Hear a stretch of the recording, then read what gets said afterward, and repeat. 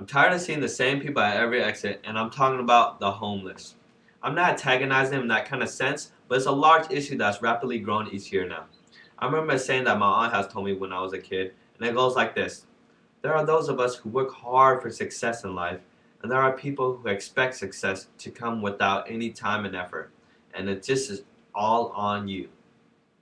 If this statement is somewhat true, why are we helping homeless people out and spending a profusion of money on them? Most of us are probably on the road until stopping at a light, where homeless are usually spotted.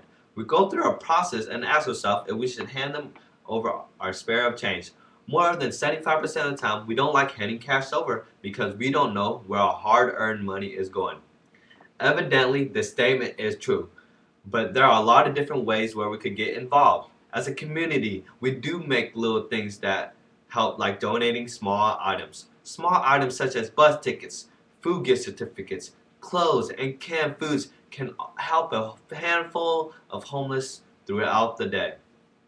Places where donations are usually located are trustworthy companies such as banks, working centers, and local community grocery stores that promote these kind of programs. If you were looking to contribute but haven't yet, don't worry because some of our tax dollars goes to homeless shelters.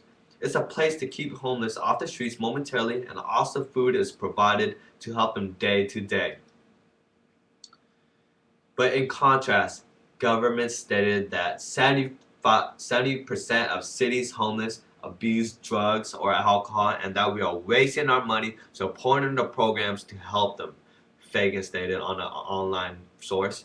There are many factors why we don't support their lifestyle, and the first one is drug abuse. In recent study in San Francisco community, a program was to help out local homelessness by providing jobs to recent release felons, known drug addicts, dealers, and thieves. They were being employed at these shelters with low budget hiring system where drug tests and background checks were limited, and some homeless took advantage of that. One shelter reportedly used their tax shelter as a meth lab operation, which was in 2001 at the MSC South Shelter at 5th and Bryant in San Francisco, Fagan stated.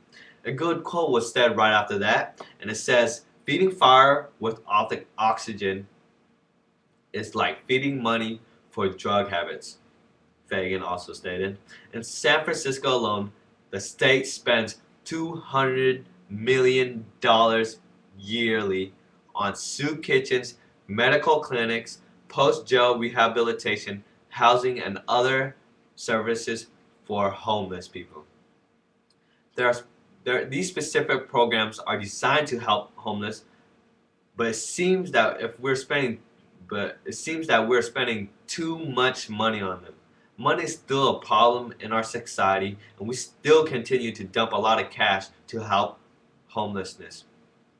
In another perspective, National Alliance is trying to build a program in different communities, but in a long-term sense. It's a 10-year program, but it's tested in certain areas, and its purpose is to reduce the amount of homeless being used over a long period of time. This plan seems really relevant, especially when small programs like shelters and clinics and all sorts of stuff could add up to millions of dollars yearly in the United States.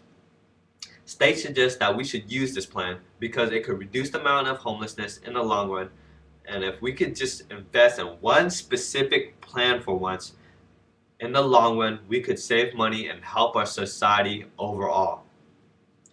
But on the other hand, critics ask why we should continue to put in a lot of time and money to decrease homelessness. They stated that we already helped them by dumping a lot of tax dollars, such as temporary shelters.